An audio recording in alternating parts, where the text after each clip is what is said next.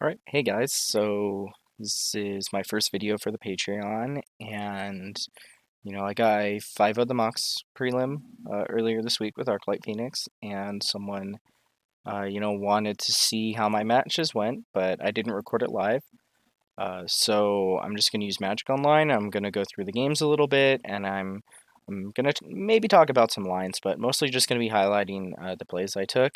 Now the problem with the Magic Online is that you can't control the speed of the replays, so it's just going to be like super fast. So I may actually like sync up audio over that, but we're gonna go ahead and give this a shot. So, all right, so here we are. This is round one, game one.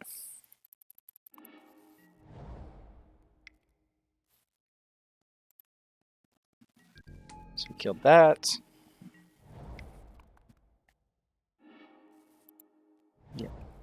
So we took the Treasure Cruise here. It's usually the default that you take because we have a kill spell already.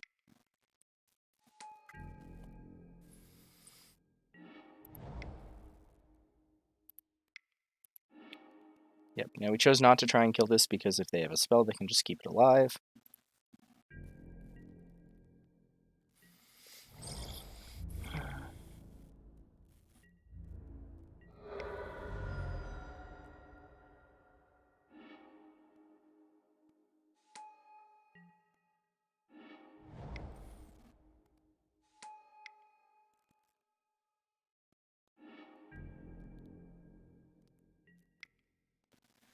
Yeah, and this is kind of like showcasing the power of Young Pyromancer here, is it kind of acted like a Lightning Helix. We got to kill their guy, trade up on some life, and they had to like tempo themselves usually, and it's like almost a full time walk for them to be able to deal with it.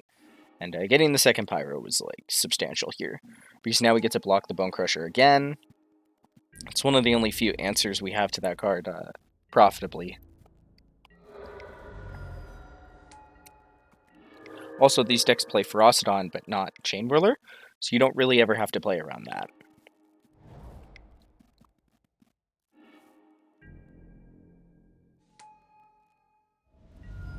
Now, as you can see, we're setting up, we don't really care about the 1 damage because if they kill it, then that we effectively gained a life anyway. If they don't kill it, then we get to trade with the Bone Crusher Giant. And drawing the Brazen Borrower was pretty huge here because now we actually get to like ensure that we can deal with that on a big turn.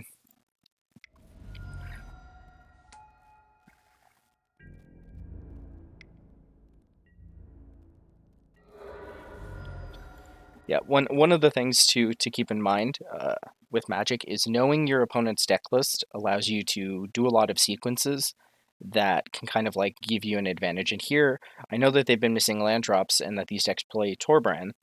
So by putting the Arclight Phoenix into play on a turn where they're not able to kill it, if they want to kill it, they also can't play Torbran. Which means if they want to play Torbran, we got the opportunity to trade for that Bone Crusher Giant. Which is a substantial trade up in these types of matchups. So being able to leverage that type of like tempo aspect, I think, is pretty huge.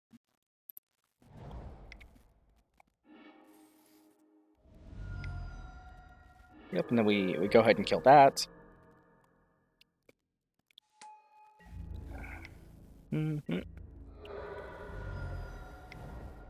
Yeah, and them drawing and playing a land was pretty good for them, but again, we just have a bunch of answers in our deck.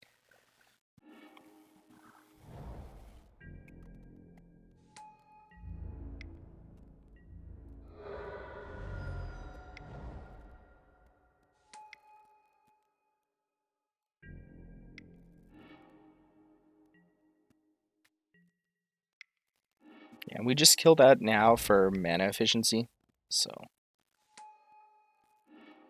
And now here they have to have an answer to this Cracking Drake or it just kills them. So it's like reasonable we shouldn't have swung, because say they draw an answer to it, they can go like, play the answer, kill it, hit us for 6, put us to 7, and we're facing down Bone Crusher, Ram, and have Mutavault. So, but like us being able to hold up Lightning Axe can mitigate that somewhat.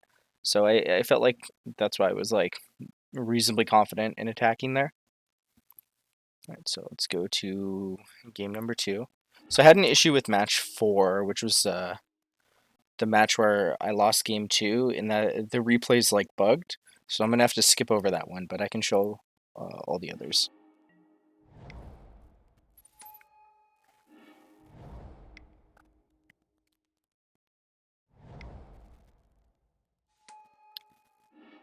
And a Braid lines up perfectly. So the main reason I brought in a Braid in this matchup was because these decks sometimes have Damping Sphere in their sideboard, which can be a bit of a pain, but most of their creatures are also 3/3s. That's why Wild Slash isn't necessarily the greatest answer to this mono red deck, and that's part of what makes it so good. But it is like decent post board in dealing with that and Eidolon. But a Braid handles all those anyway.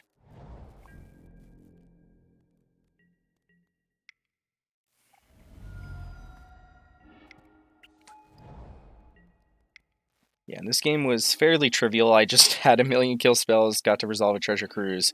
He drew a very creature-heavy hand, and nothing like Rabble Master or anything that like really can punish us for tapping out. So having a backup Pyromancer is like pretty huge here. Yeah, and that's why I traded off, because I just wanted to get the 2/2 off the table. That card is very hard to beat, and I have a backup Pyromancer, so like this is probably game over, even if they were to draw an answer for the Pyromancer. Yeah, and they just conceded. All right.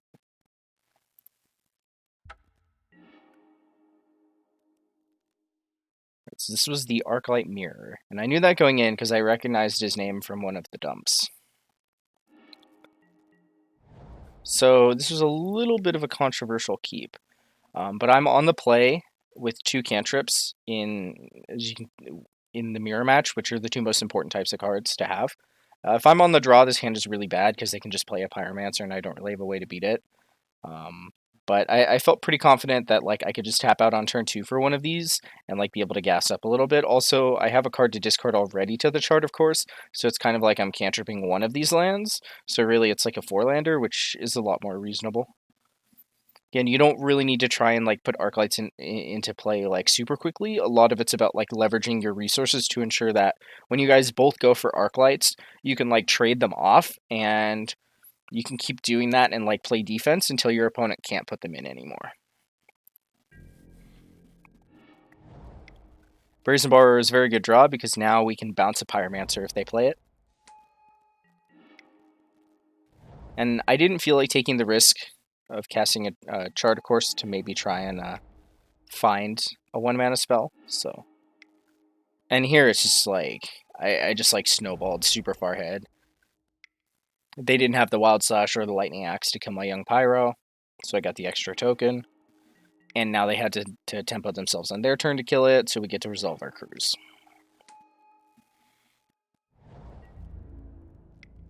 And one of the advantages of this version is you really want to hit all your land drops in the mirror match because you can leverage cards like Young Pyromancer. Now, it's pretty like unlikely you're always going to have double Pyro, but the card is just such a house in a lot of board states in the mirror that I think like being able to leverage it and prioritizing land drops is super important, especially with these cantrips in hand.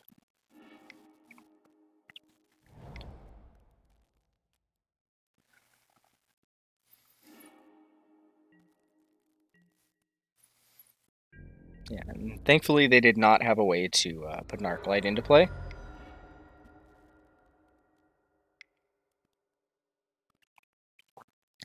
As you'll see a lot of times in the mirror, I don't try to go for finding Arclights and putting them into play. That I definitely could have done this turn, put an Arclight into play, but I would rather just draw the raw 2 cards, which are, of course, in a lot of board states. Forcing your opponent to act first is super important. Yep. And here he puts 2 Phoenixes into play.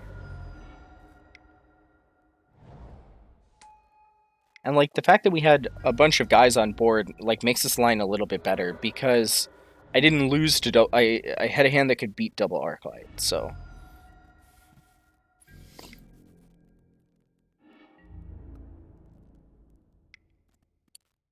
yeah. And the reason I took this line was because it forces him to have to play a reactive turn, and it incentivizes him to attack with the Arclights. So a little bit of an unconventional line in a lot of ways. I had a ton of options that turn.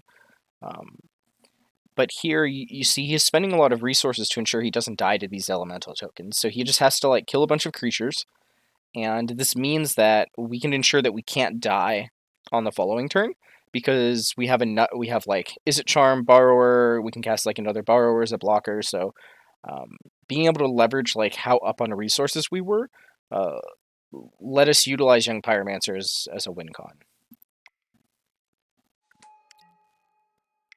Yeah, and we see him trying to go for lethal.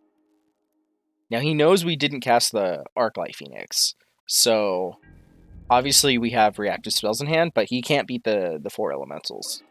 So, and I sequence this way to play around Is It Charm, because if my last spell is Brazen Borrower, then he has to kill it, but he can't like counter a kill spell, which is more important, I think. And I really wanted to resolve the bounce on the Brazen Borrower, so yeah, like there's just no reason to get the Is It Charm countered.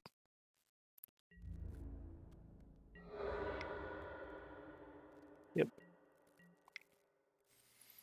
And that's game 1.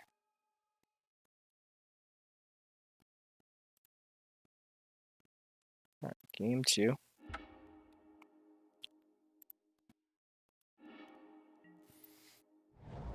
Kept this hand on the draw. I can kill a Young Pyromancer. I have like an opt to look at a land, but drew land anyway.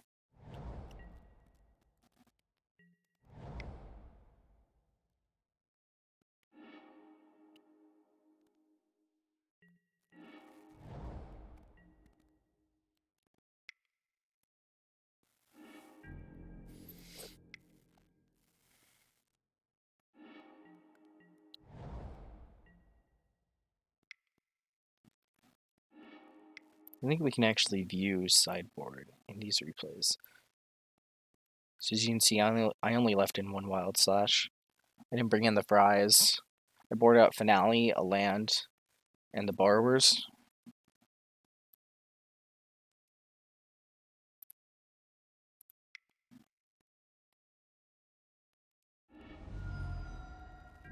And he left in his Wild Slashes, presumably as a way to like pressure and race here.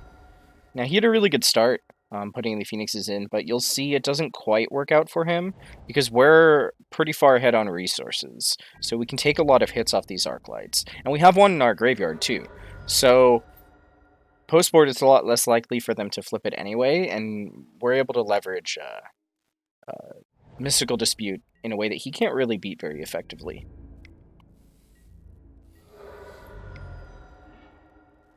Yep. Yeah, and this isn't a Royal Scions game, so we don't have to worry about that.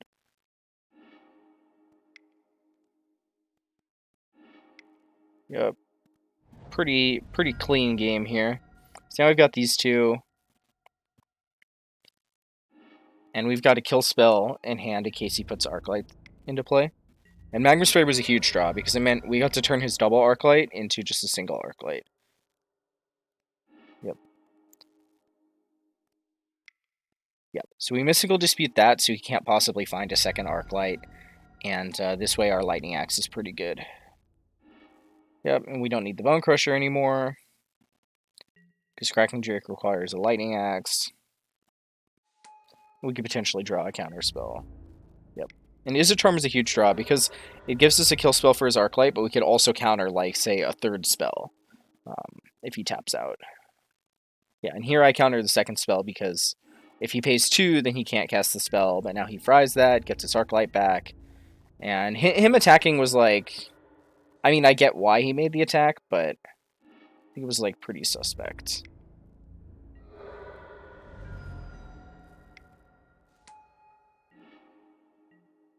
Yeah, because, like, there's a chance we just kill him.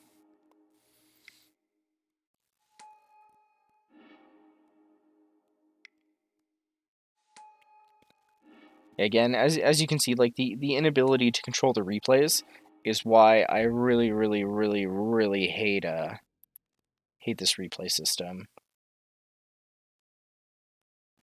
Like, doesn't really make it conducive to good evaluation.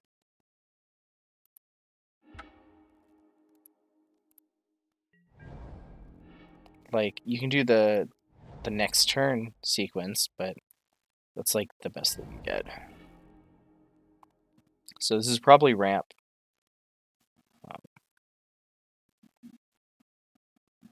So yeah. So against ramp, you just want to jam your pyromancers, just be as aggressive as possible. Yeah. And here we see him had the answer.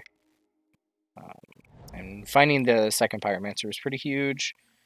They can't beat one normally if you untap with it. They play at most 2 to 3 Ugins and some number of ballista.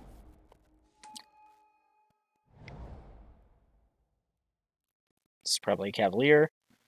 Yep. And he only has 2 cards in hand, so if it's ever an Ugin, you probably just lose. And this early, if he had an Ulamog, I would lose as well. But I'm still going to make a bunch of guys, so... Yeah, you'll see a lot of times I actually sandbag Treasure Cruise and don't cast it until a turn where I know I'm casting like multiple spells and like leveraging as much mana as possible, especially with Young Pyromancer. That's a big departure from the strategy playing Thing in the Ice, where you kind of want to lead on Treasure Cruise because you need to find that 1 mana spell in order to flip it to get the pressure.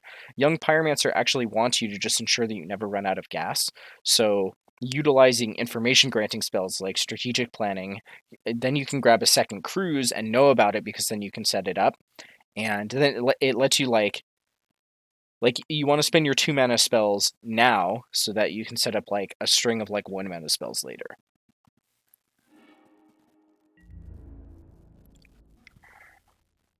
Now we're just like crossing our fingers here because he had 1,000,000 mana this turn.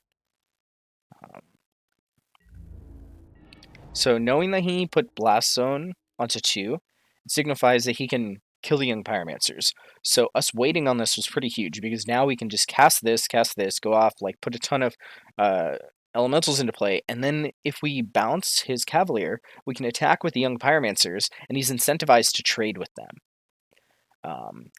And then if he trades with them, his Blast Zone is like completely useless. If he trades these 1/1s off with these elemental tokens, then he still has to commit to using the Blast Zone on these, but it gives us a chance of putting even more guys into play. So it kind of like doesn't work out great for him here.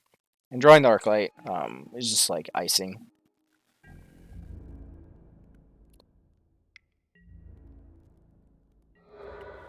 Yep. I think he should have blocked with a Llanowar Elf. The mana doesn't actually matter for him. Just minor thing. Yeah, and now he's just dead. We just Arclight, double Wild Slash, or we can just Finale. There's like a ton of ways to just kill him here.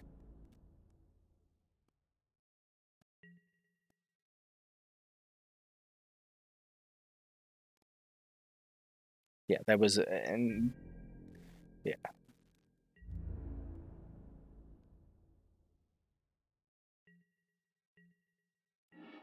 Yeah. Yep. Yeah. I don't remember what happened in that game, whether it was an actual bug or it just didn't show the attack, or whether I was a dum-dum and didn't attack. So, don't really know. I wouldn't be surprised if I misclicked through it, but he was just super dead in all kinds of ways.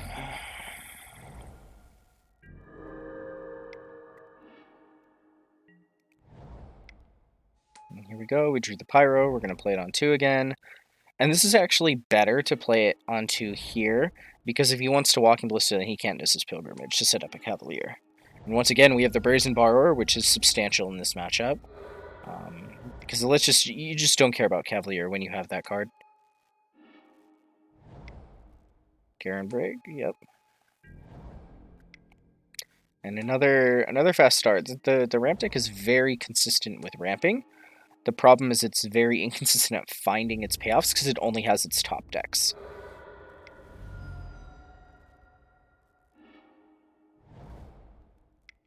Yeah, if he went like Shrine Ugin, we were just like super dead, but it's basically the only out he would have had. Or Walking Ballista, which they also don't play too many of. Yep. Yeah, and now we don't care about Ugin, because he's at 6. If he would Ugin our whole board away, then we can still just like set up Young Pyro plus like stuff, or like cast a bunch of cantrips and things like that. And then, like, sure, we've lost 3 Arclights, but we still have burn spells. Yeah, and we don't care at all about Ulamog, so it's just very dead.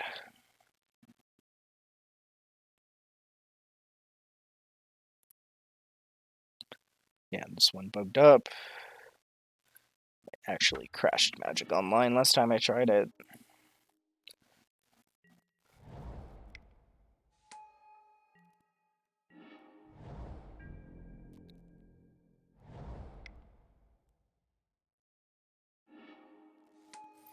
So I kept that hand because I was on the draw with a 1-mana kill spell and a 2-mana kill spell with like cantrips. But I figured my opponent was on aggro, just because everyone in this league is on aggro, and even against like ramp and blue eye control, that hand is still fine, because then you can just play the Sulfur Falls first. Like you get the info on what to do in that circumstance.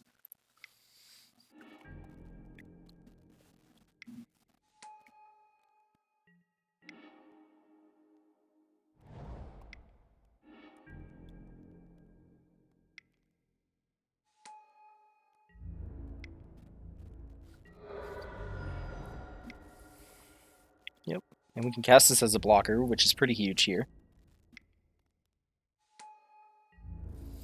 Now, if he has Brave the Elements, then we kind of just like tempoed him a bunch. Again, him missing land drops is why I get to do like these absurd like tempo plays, because I know he can't like punish me with the huge board state. Yep, we usually just block every chance we get. Guys are super expendable, you just want to preserve your life total.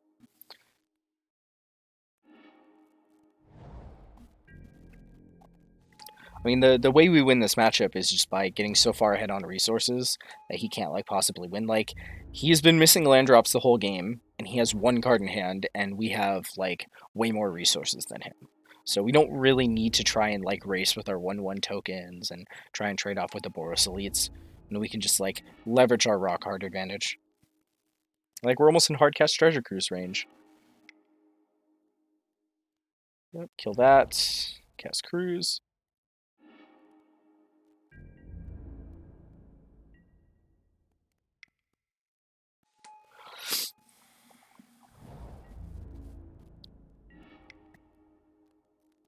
And we play Crackling Drake. And yeah. Yep. So if he deals with this, we have like a fucking like 20 power Drake that he can't deal with, so yep.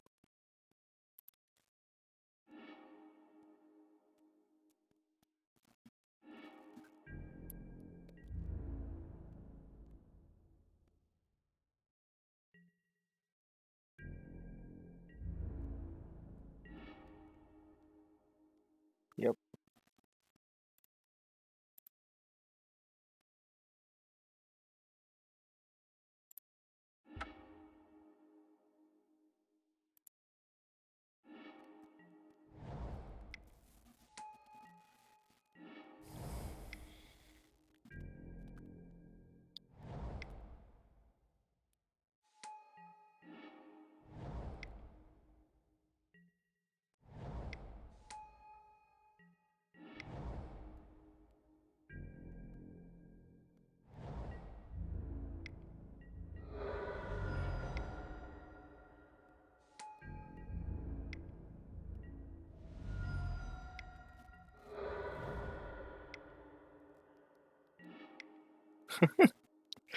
Yeah. And now, though Wild Slash was a good draw because it means that if his whole turn is playing Vanishing Light on Arclight, we can just kill it, and then we have double opt to get it back.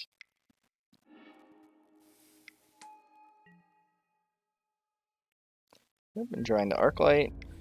Because now this is a little bit better, because now we have 1 in graveyard, 1 in hand, or 1 in play, so we don't need to commit the ops until we need to. And that's one of the things too about leveraging these aggro matchups. It's like you don't really need to get back the Arclight until they deal with it. We opt first to get info. Now we just abrade our guy. Now that we knew that we drew the a spell that mattered. So And I'm just doing this for mana reasons, because I have the Treasure Cruise, so... And now the game is just completely over, as he's just dead.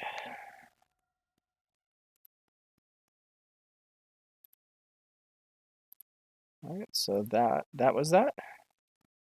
Right. Again, the content quality is super shit, and it was very quick, like 25 minutes or whatever. But really just wanted to, give the person who asked for some game content access to it. So, I'm gonna start recording more videos, but it's gonna be an actual like reasonable format that doesn't like make me as someone making content personally not want to watch it. So. Anyway, thanks, and give me some feedback.